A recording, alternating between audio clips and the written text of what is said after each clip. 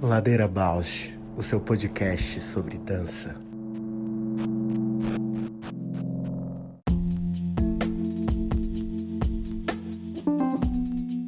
Olá, meu nome é Juliana Zelensky Alves. Sou bailarina, professora, pesquisadora, artesã e artífice da dança na infância. Compor o Ladeira me move porque borra minha presença na escuta do outro. Me identifico, me emociono, e enquanto documentamos todos estes afetos. Olá, eu sou a Paula Petreca, bailarina, professora de História da Dança e curiosa. Eu estou aqui nessa ladeira para encontrar vozes, movimentos, biografias que me inspirem a aprofundar meus gestos sensíveis no mundo.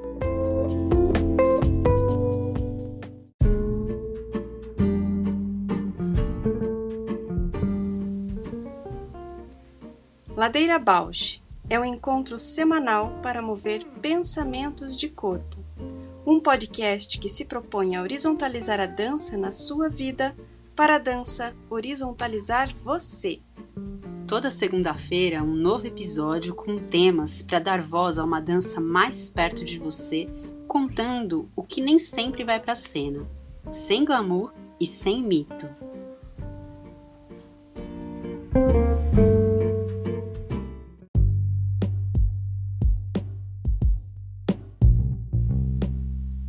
Diálogos do Sul é uma série inédita com 4 episódios focada em temas que convergem em um pensamento decolonial. A dança negra, a dança indígena, acessibilidade na dança e políticas públicas culturais na dança. Ladeira Bausch, Diálogos do Sul é uma realização de Deusas Produções, com produção de Moira Albuquerque e Augusto Ribeiro. Voz de assinatura de Fernando de Proença.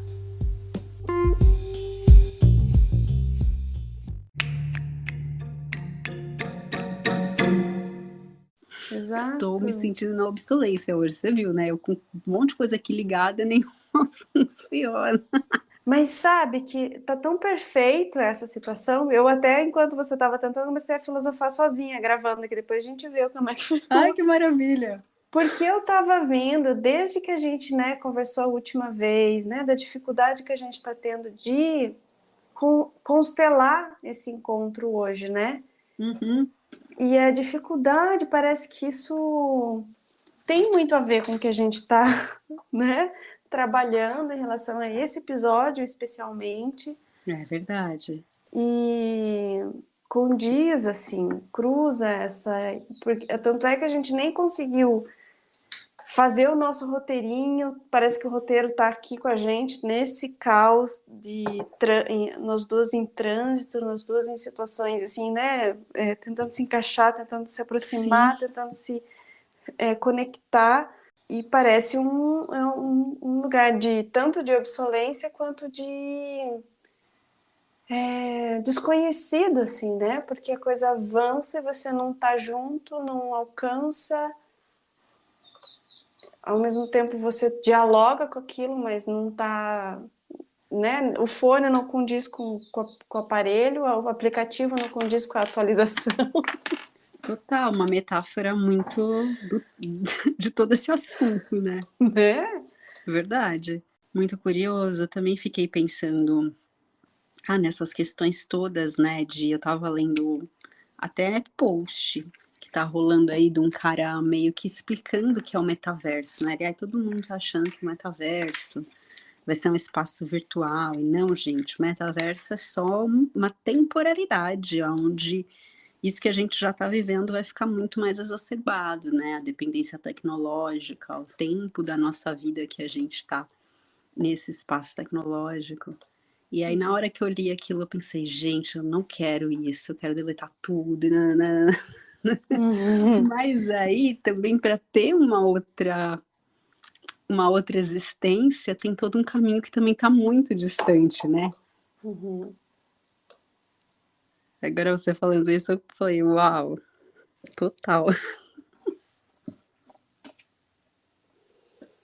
Mas fala mais do metaverso. Então, porque, bom, estamos falando disso há muito tempo, e aí eu, pelo menos leiga, né, de ler de orelhada, a sensação que eu tinha é que essa realidade virtual, que em mundo de game, principalmente, né, já está bem desenvolvida, da pessoa criar um avatar, e aí ela, tipo, viver, né, no mundo do game, ele falou que isso é a faceta onde tem a pesquisa mesmo acontecendo, mas que todos nós já, na maneira como a gente gerencia os nossos perfis de rede social, na maneira como a gente tem transferido cada vez mais o trabalho e as relações para as mídias digitais, a gente já está tendo um tempo de permanência e de existência no virtual que é maior que o nosso tempo de permanência e existência no real. O Chocada, Ju, quanto que a forte. conversa não dá para ser. Eu até tentei, falei, é a água ou é a Maria Flor? E a Maria Flor?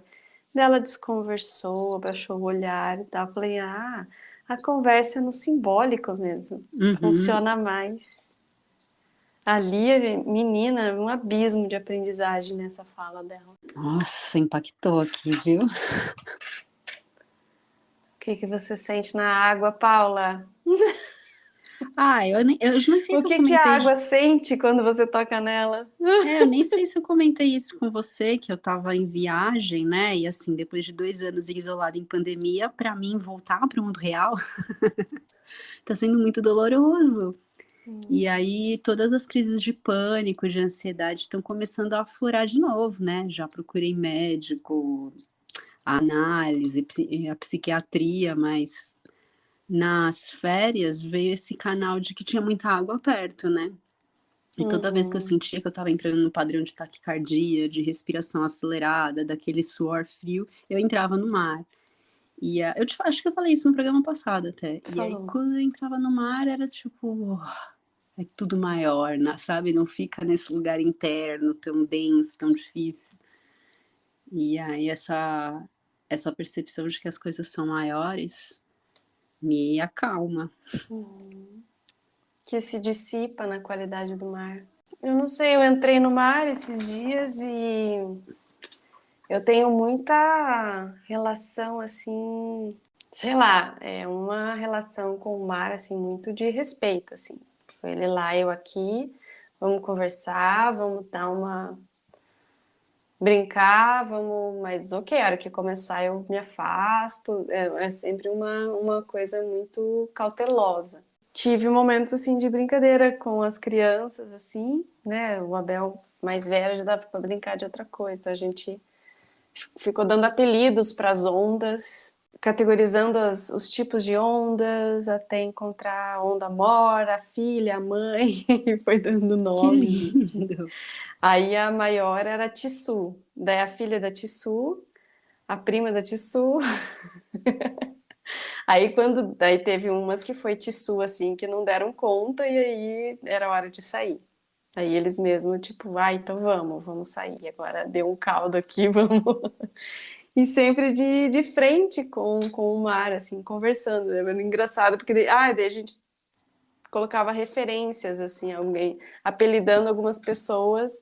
A Yara, uma menina que tava lá que parecia a Yara, outro que parecia.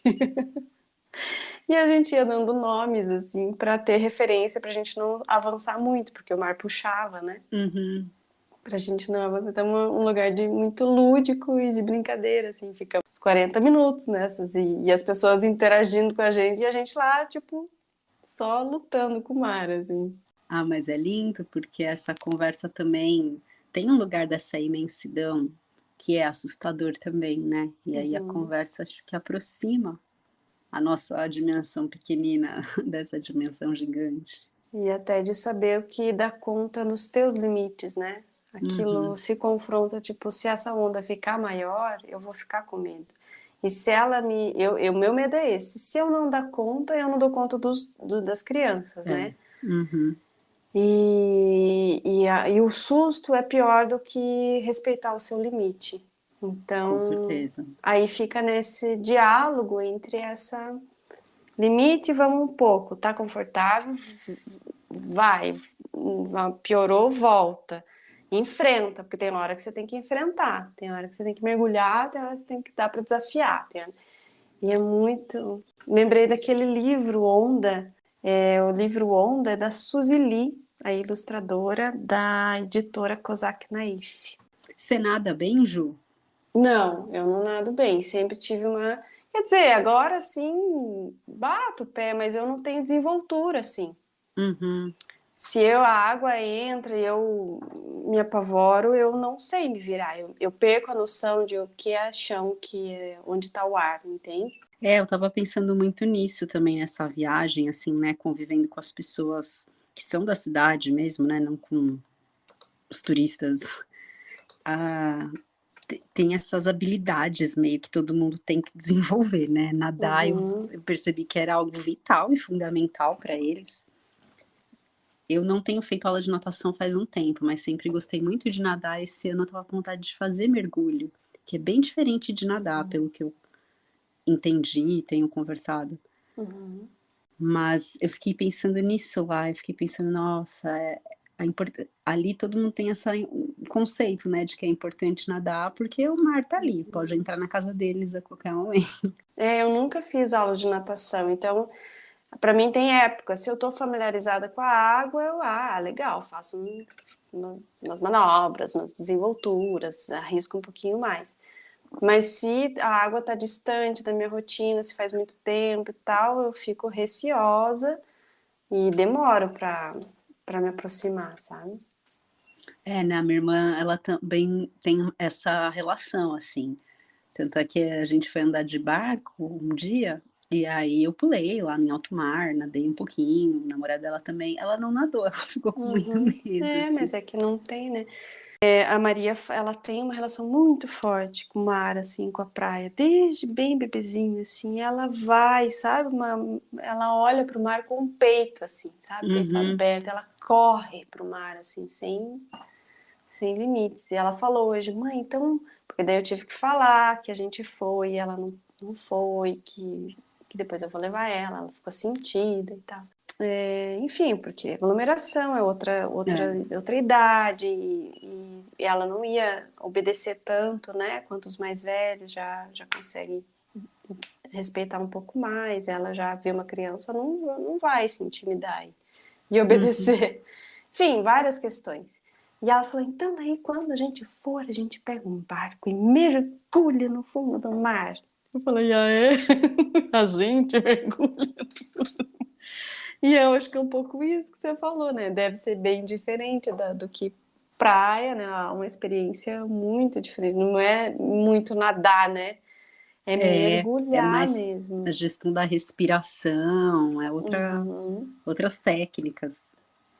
E ela sempre, desde pequenininha, assim, eu sinto que o mar é uma via mesmo muito especial para ela, assim, que ela tem um encanto, uma conexão, assim, muito forte. Que especial, e muito especial com toda a conversa do início, né, da água triste. E talvez, acho que eu vou até ousar aqui fazer uma conexão. Sim, acho que sim.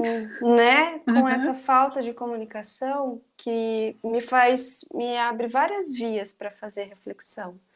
Tanto da dificuldade de se conectar, porque ou a gente está muito na tecnologia, ou a gente está muito na natureza, ou a gente não consegue fazer essa ponte entre o que é tecnologias e urbano, né, e sociedade, e o que é ser humano e estar vivendo conectado com o hoje, o atual, o presente.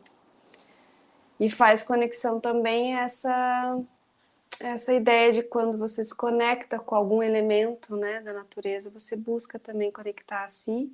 E assim também eu acho que tem muito a ver com o que a nossa convidada vai trazer hoje, né? Super. Sobre visão de mundo. Assim.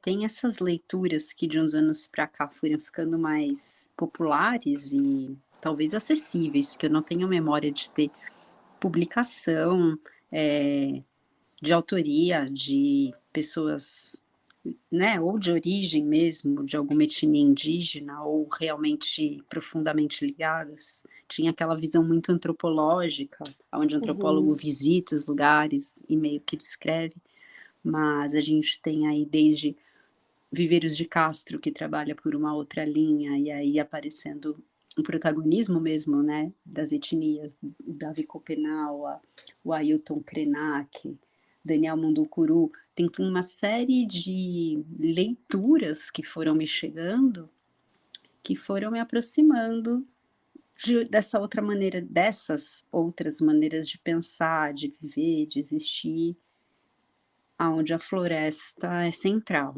E que acho que isso é uma das questões, talvez, que a gente pode perguntar para nossa convidada, né? Exato. E isso tem me interessado, acho que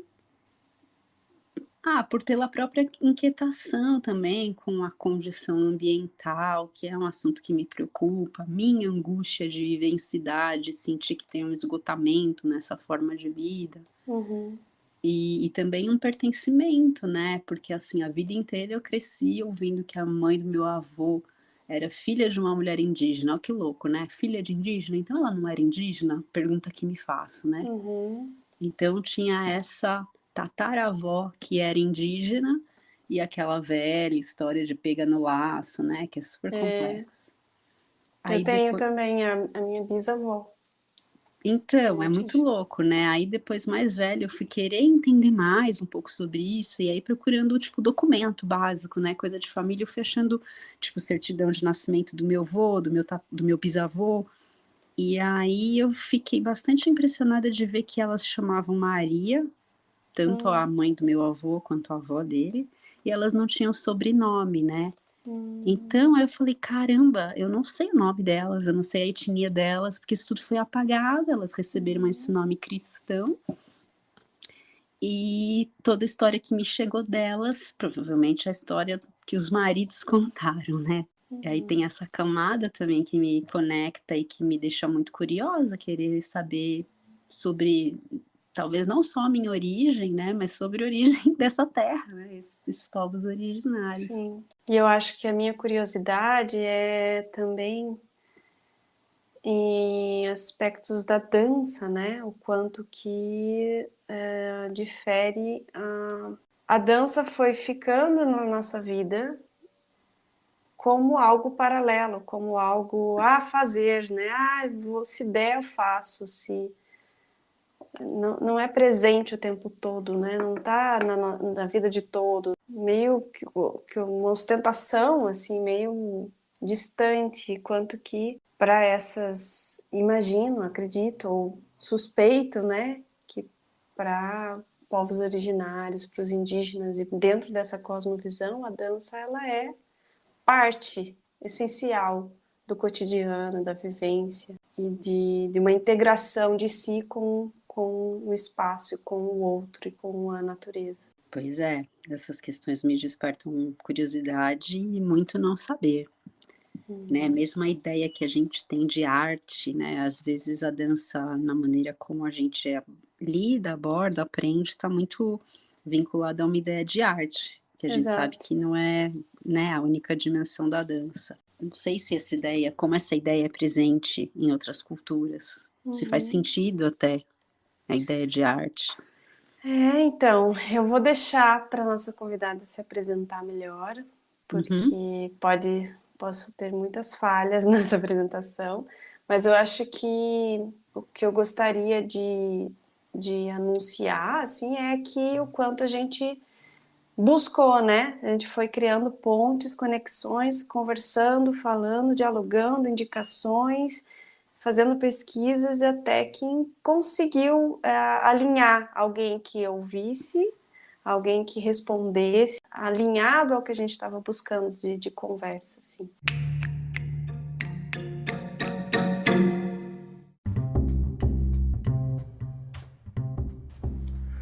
Ladeira Bausch, o seu podcast sobre dança. Alô? Olá, Simone, bem-vinda! Obrigada. Bem-vinda, Simone. Eu sou a Paula, que faço o podcast junto com a Ju. Prazer te encontrar aqui. Prazer, Paulo. Igualmente, é uma honra participar com vocês, né? Levar o conhecimento um pouquinho do nosso povo, né? Adiante. Que querida, muito incrível poder ouvi-la também. Simone, então a gente já começa assim, pode se apresentar, dizer quem é você, a sua história, e a gente faz essa brincadeira do ladeira, quem é você na ladeira? É diferente, é que para mim é tudo novo da digital, dessa nova era digital é muito recente para mim, né? Então, é algo que também é bom, se a gente souber usar é bom, porque a gente está tão longe das pessoas, a nossa voz, o nosso conhecimento, um pouquinho do que nós somos, né? As pessoas conseguem vir através do social, né? Até a aldeia, como se diz, conhece as nossas dificuldades, as nossas lutas, e também nós conhecemos as lutas das demais pessoas, das mulheres, enfim, de toda a sociedade que mais precisa de um coletivo e de um apoio. Mas olha, você falou uma coisa que a gente, na nossa conversa de introdução, era exatamente o que a gente estava conversando. É novo para ti, mas essa questão da tecnologia, ela sempre avança, e tanto é que nossos problemas técnicos exatamente foi. A gente vai ficando nessa correria, né, para tentar alcançar o avanço da tecnologia, e de repente você está ali num vácuo, né? A Paula falou a palavra obsolência, né? Você está distante do alcance daquilo que está sendo usado no momento, né? E fica excluído, né, do atual, do tempo presente com a tecnologia, né? Bom, vou me apresentar então. Meu nome é Simone Taquá, sou filha de parteira, liderança, minha mãe é cacica, meu pai não é indígena, né? Sou descendente também de não indígena, mas me criei na aldeia desde pequena, faço uso das plantas medicinais. Nós temos um projeto chamado Flora Tupi, é o projeto que trabalha com sustentabilidade da nossa família e também da valorização das plantas medicinais, do uso e dos costumes. Já foi deixado, né, que muitos jovens, o avanço do progresso e a diminuição dos territórios indígenas acabam deixando seus costumes, a sua língua, seus conhecimentos, e buscando novos, né? E aí a gente viu a necessidade de agregar tudo isso, né? Então, o Flora Tupi, ele veio contribuir nessa parte. Nós queremos muito ajudar os nossos parentes, e através disso também usar, né, das plataformas que existem para divulgar nosso trabalho. Então, nós temos um site, nós temos uma loja virtual, produzem fitoterápicos, vende artesanato dos parentes, e a gente pretende sempre estar avançando, né? E cada parceiro que caminha com nós é uma grande vitória, porque sozinhos nós não conseguiremos, mas juntos conseguiremos mudar toda essa uma questão espiritual, deixar o equilíbrio que realmente Nhandechu, Nhanderu, o Ejawa é para nós, né? Onde fica a aldeia em que vive, Simone? A minha aldeia, ela é de Peruíbe, ela está localizada no litoral de Peruíbe, São Paulo, é a aldeia Piaçaguera. Aqui a aldeia são os Tupi-Guarani que vivem, eu sou da etnia Guarani, né? Mas eu moro numa aldeia Tupi, já tem 7 anos que eu vivo aqui. O nome Flora Tupi, ele tem pouco tempo, mas a estrada longa a gente já vem trilhando há muito tempo já, vem trazendo de bastante tempo esse conhecimento dos artesanatos, da sustentabilidade, da venda, dessa autonomia, né, dessa resistência também. Simone, você falou do artesanato. Uma das coisas que eu fico curiosa e interessada em saber, porque eu tenho bastante desconhecimento mesmo, é sobre como a ideia de arte, né, de ofícios artísticos acontece, por exemplo, na tua aldeia. Qual que é a relação com o dia a dia? Como que vocês desenvolvem esse trabalho? Então, para nós, quando é feito um artesanato, ele é aproveitado tudo.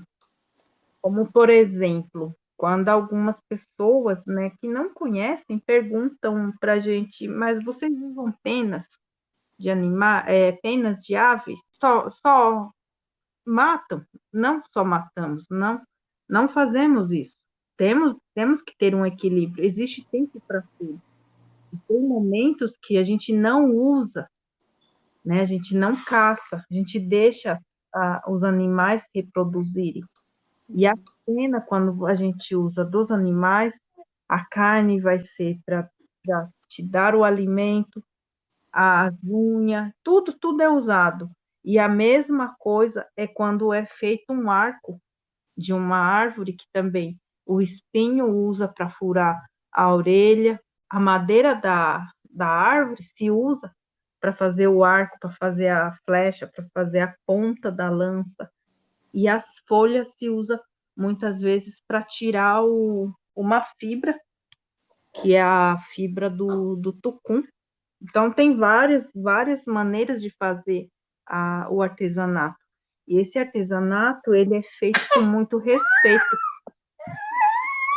pelas mulheres, pelos homens, e até mesmo pelas crianças que estão aprendendo, né? Aí só mais uma curiosidade que me aparece, né? Aprender essas técnicas para confeccionar os artesanatos passa então de geração para geração, né? Já que as crianças estão envolvidas. Isso. Essas técnicas, na verdade, elas são passadas de geração a geração, mas é um dom também. Nem todas as crianças gostam de aprender a fazer, por exemplo, tem crianças que gostam muito de fazer já o bichinho de madeira. Aí elas aprendem a confeccionar o bichinho. Outras preferem usar as sementes. Então, assim, é tudo um dom. Mas todas sabem fazer, todos os artesanatos. Mas sempre vai ter um artesanato em que ela vai se destacar mais. E aquele artesanato, na mão dela, vai ficar muito, mas muito bonito e único.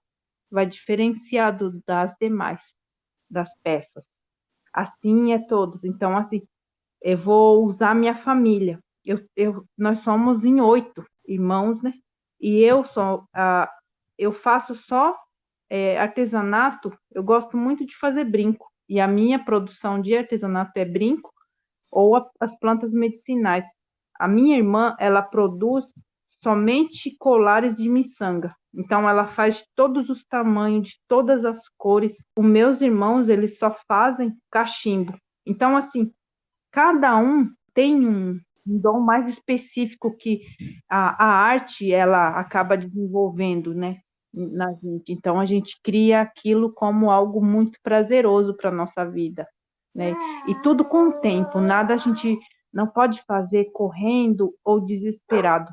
Todas as peças, para nós, elas são feitas com muito carinho e também com muito respeito. Então, assim, quando se faz coloca-se energia no artesanato, tem um valor muito, muito grande para nós, né? Principalmente no lado espiritual, porque carrega muita história, né? Cada cesto que é confeccionado leva a história de Nhanderu, né? Leva a primeira filha de Nhanderu, que também veio do cesto, né? As mulheres, para nós, elas vieram do cesto. Então, o artesanato em si representa nós, tanto na natureza quanto a pintura, né? É passada. É como se nós vivêssemos, estivéssemos envolvidos em tudo, tanto na natureza, quanto no solo, quanto no artesanato. É como se fosse um ciclo que estivessem abraçando.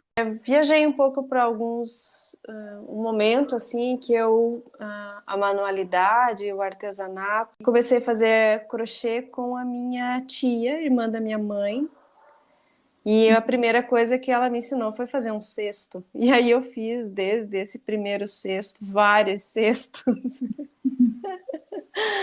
E foi para mim muito significativo, que me tirou de um lugar muito difícil assim de superar, mas que me deu assim uma fortaleza de, em algumas fases assim, eu recorro a fazer cestos. É a mesma coisa para nós.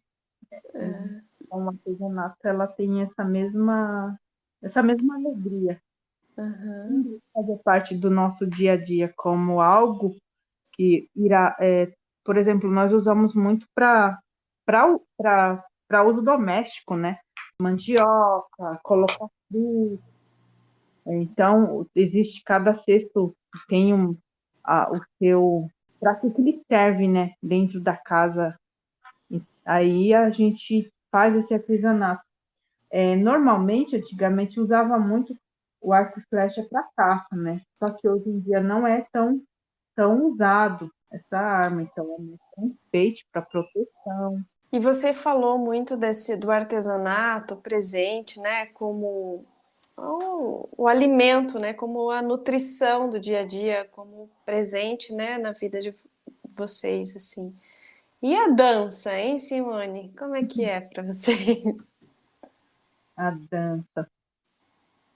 A dança é uma coisa para nós que também tem um valor muito grande. Falar da dança para mim, para o meu povo, é falar de conexão, é falar de espiritualidade, é falar de ancestralidade, é falar de emoção, é falar de um caminho de estrelas, é chegar em Andoruapa, conseguir se reconectar, conseguir se alimentar do que estava precisando, que muitas vezes não é nem o que alimento dessa terra, mas um alimento espiritual. Existem danças que são da tradição do seu povo, ou tem danças novas? Como que acontece isso? Existe a dança do Tangará, Angará? a dança das mulheres. Ela é uma dança, ela imita a dança do pássaro, quando o pássaro está chamando a atenção da fêmea, né, para acasalar. Essa é a história do pássaro Tangará, né? Na nossa dança, a dança feminina, ela é as mulheres que dançam. Elas dançam para mostrar também a dança do pássaro, né? É uma dança muito bonita que as meninas fazem. Dança de força, que dá equilíbrio, que dá muita energia, né? Que tem que balançar mesmo, que precisa, assim, tirar toda a negatividade do corpo. Então, essa dança traz isso para nós, né? Não é uma música cantada, ela só é uma música que só tem movimentos mesmo, ela vive. Então, tem muitos movimentos que fazem com que a menina, a mulher, se reconecte com as outras, se unam, que as mulheres voltam para si mesmas, né? Que todas elas se agrupam, elas mesmas se agrupam, se organizam e fazem a dança em prol de uma alegria, de uma comemoração, de algo muito importante que aconteceu. A dança do Chondaro, que é a dança para mente físico, né? Nós temos a dança do Chondaro, que é a dança dos guerreiros. A mulher, ela também participa dançando do lado, ou muitas vezes, quando ela se sente capacitada, também pode participar, principalmente as meninas. mas é uma dança que dá muita. Ela pretende ter um preparo físico, então existe um mestre que guia ele, é o primeiro da fila, ele sempre anda com uma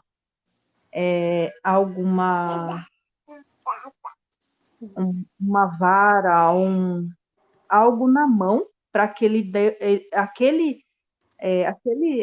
uma madeira, um tronco, algo que ele tenha, ou até uma maraca na mão, que ele vai usar para fazer os movimentos, e a pessoa que ele chamar na roda vai ter que se desviar dos movimentos. É como se fosse uma dança luta, uma luta. É como se é como se fosse a capoeira.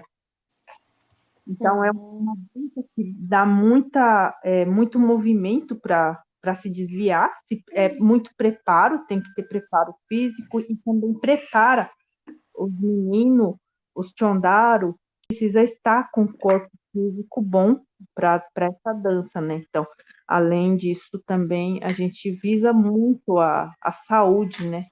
Nessa dança. Ela é uma dança muito praticada, até hoje é praticada.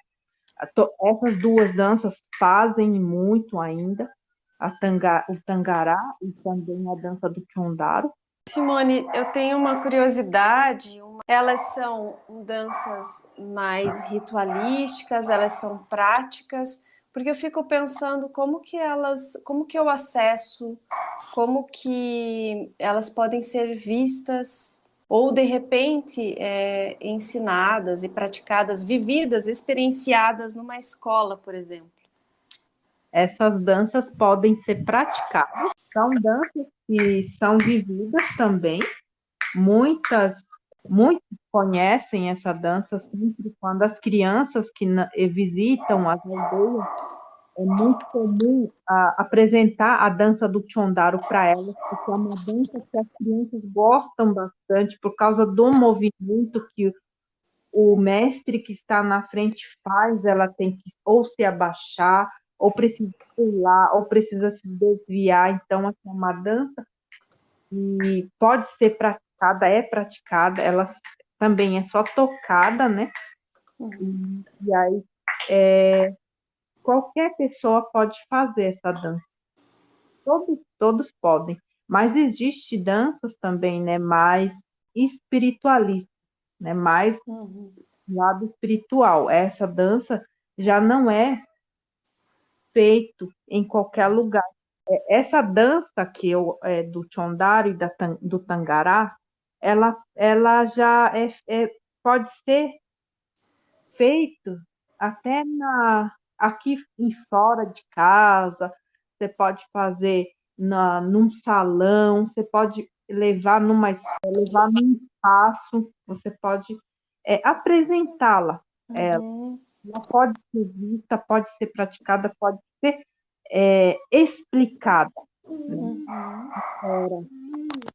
A dança do taquapu, a dança do boraí, né, que fala que é o boraí no Opã, né?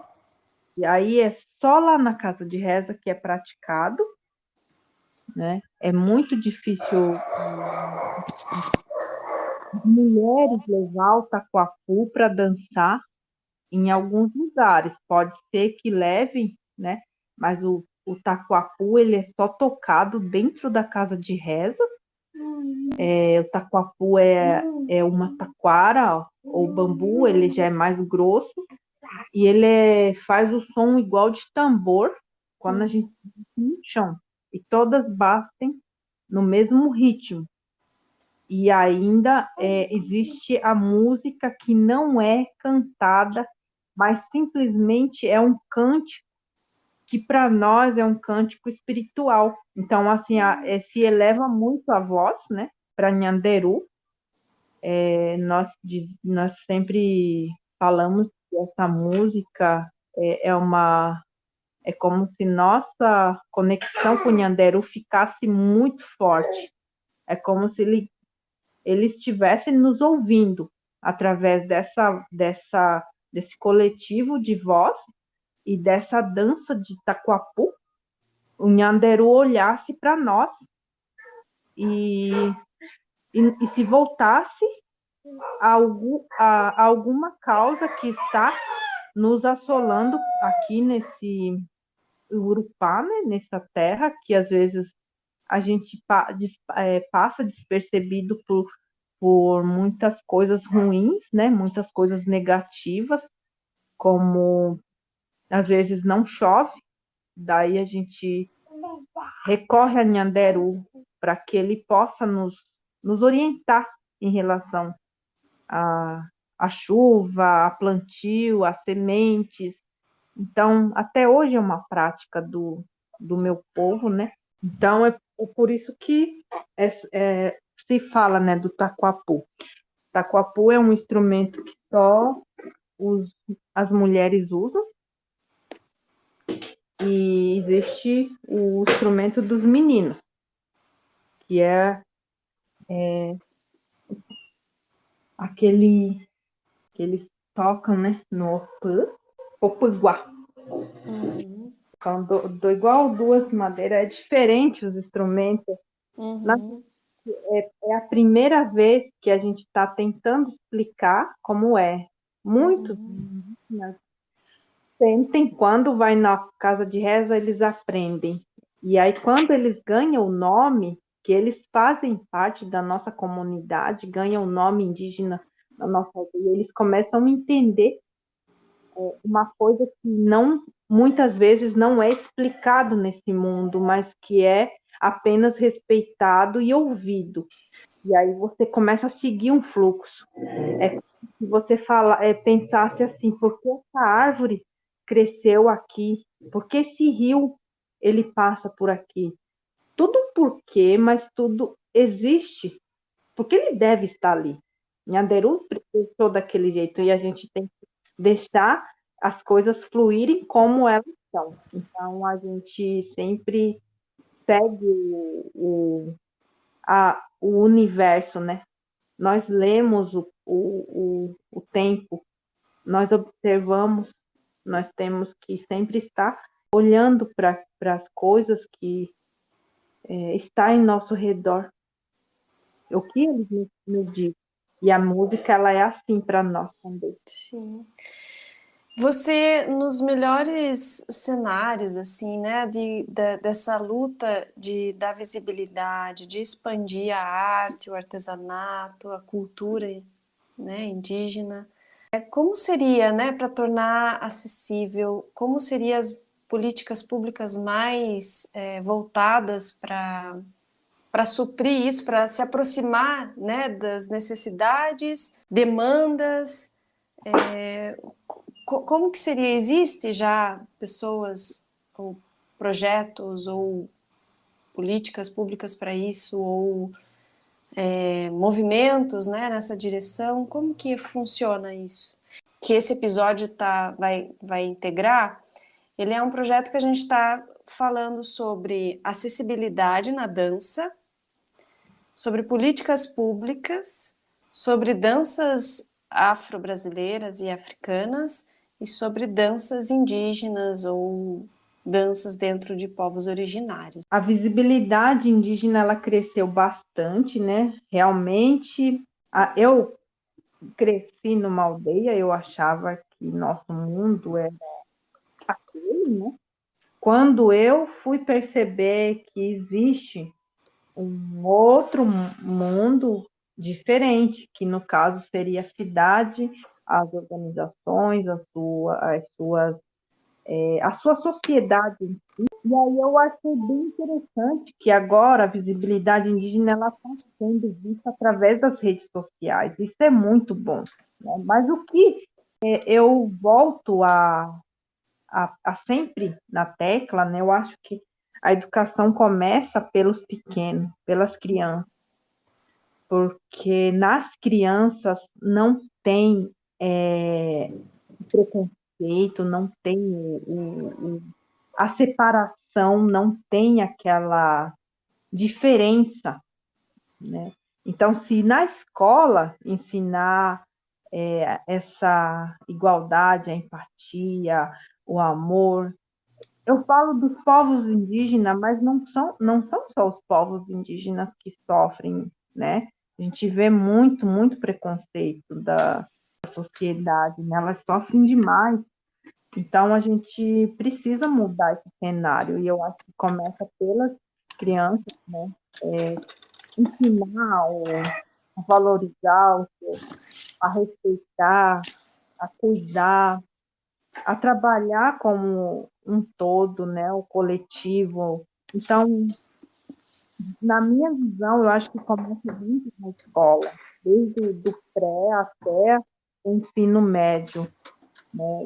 Eu vejo que muitas crianças, muitos, eles não conhecem uma aldeia indígena, não sabem como funciona. Uhum. Eles têm uma visão distorcida de como é uma aldeia.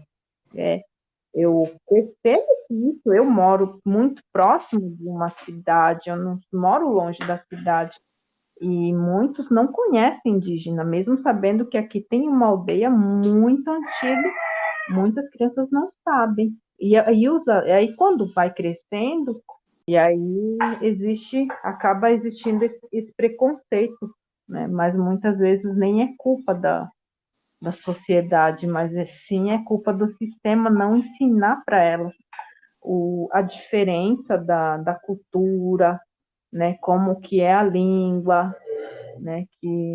Os costumes, né? Então, tudo isso deve estar inserido para que as crianças aprendam. Eu acho que começa por aí. Eu estudo bastante história da dança, né, Simone?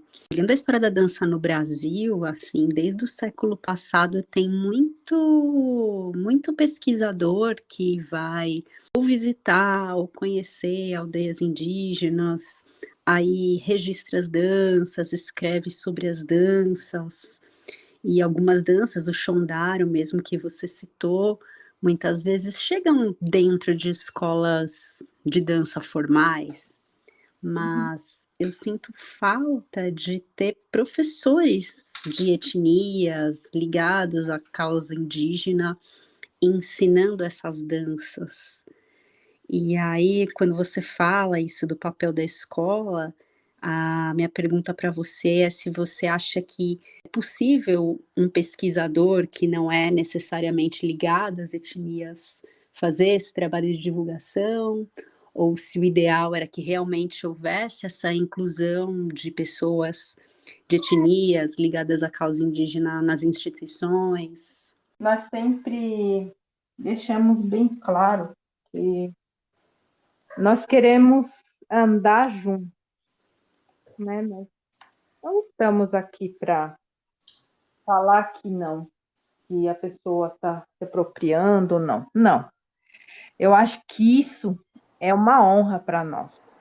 Divulgar, ajudar, sabe, valorizar. Isso para nós é enriquecedor, sabe? Principalmente, eu falo isso porque o não indígena, ele está aprendendo para ele uma cultura que pode até estar já entrelaçado do passado, sabe? Talvez uma ancestralidade dele que ele trouxe, que ele vai trazer à tona. Eu sempre digo para as pessoas que eu conheço, todos nós já tivemos contato com terra, quem já fez parte de floresta no passado, hoje se volta a se reconectar ou faz o uso de alguma dança ou as medicinas mesmo, de alguma maneira está querendo resgatar a sua ancestralidade, né? Então, a gente não vê como ruim, então, a pessoa não de fora. Inclusive, nós temos pessoas, né, não indígenas que falam a nossa língua e falam muito bem, né? E também temos algumas pessoas que são os nossos porta-vozes, sabe? Porque muitas vezes a gente não pode estar em todos os lugares. Então, a gente vê como assim, sabe? Se eu não estou numa escola para ensinar a dança, mas que outra pessoa possa estar lá, valorizando a minha cultura, a cultura de um povo, a resistência de um povo que ele está ali para somar. Simone, você teria então aí sei lá, alguns nomes, redes sociais, projetos, ou desses pesquisadores que você gostaria de deixar? Então, eu admiro muito um coletivo que tem aqui na aldeia, né, que é o coletivo Vivência na Aldeia, né, que é o projeto Vivência na Aldeia, que eles fazem aqui com o pessoal da aldeia. Eles foram nossos parceiros há muito tempo, né, e nos ajudaram muito, né, inclusive o Flora Tupi também é muito... Só se levantou, teve uma parceria muito grande do Vivência na Aldeia, e eles também são o cultivo de resistência, então a gente também sempre ajuda a divulgar o trabalho, eles são muito bacanas nessa parte, eles trabalham de uma maneira diferente com as pessoas de fora que vêm para a aldeia, para conhecer a realidade de verdade de toda a comunidade. Então, eles são muito bacanas. Se vocês quiserem colocar Vivência na Aldeia, eles têm o site, eles têm as redes sociais também. Eles não são indígenas, né? E o nosso, que é o Flora Tupi, né? Que Sim. é um projeto de sustentabilidade da nossa família. Ele começou a ter visibilidade na pandemia, no modo online, mas que agora a gente também divulga muitos artesanatos que estão lá de alguns parentes nossos. Quando alguns parentes não sabem vender pela internet ou até enviar, a gente divulga e vende para a pessoa e depois a gente pede para a pessoa mandar para o endereço que foi passado, que pagou certinho. Então tem todo um marketing por trás. Mas essa parte não sou eu que faço, né? Nós temos bastante pessoas que fazem parte de toda essa equipe. Bem, acho que vamos nos encaminhando para o final. A gente sempre tem um momento que a gente pergunta se a pessoa quer descrever algum gesto, alguma cena, alguma dança. Um canto. Um canto. Então, vamos lá. Vou pegar minha maraca. Bom, primeiramente agradeço. Estamos, como diz minha mãe, sempre em conexão, né? Uma conexão de cura, uma conexão de autonomia, uma conexão de estar bem, né? Já levantar com aquela alegria já nos faz ser muito gratos ao Deru, a tudo que ele nos propôs, né? Ao som da maraca.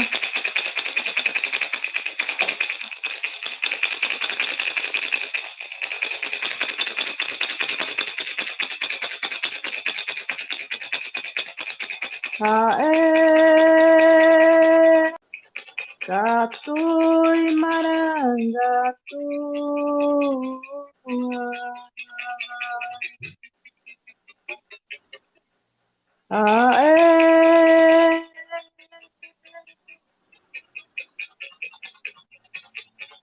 Catui marangatu.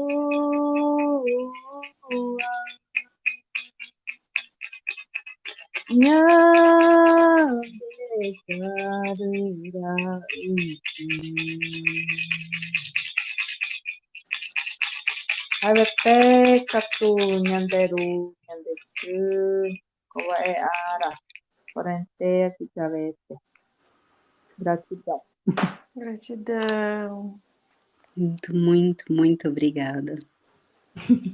Eu agradeço. Não sou muito boa com as palavras, porque também vim aprendendo, né? Aprendendo, tive que fazer faculdade, pedagogia, para aprender a me comunicar melhor. Gratidão. Não tem ideia do quanto que comunicou, quanto que acessou. Não se preocupe. Quanto conhecimento trouxe aqui pra gente. Sim, impactou bastante. Simone, gratidão. Obrigada pela tua presença, por trazer para a gente tantas coisas, né, de uma dimensão, de uma visão, dividir com a gente essas práticas, esse olhar. E muito obrigada mesmo. Tá bom. Um beijo, querida. Até.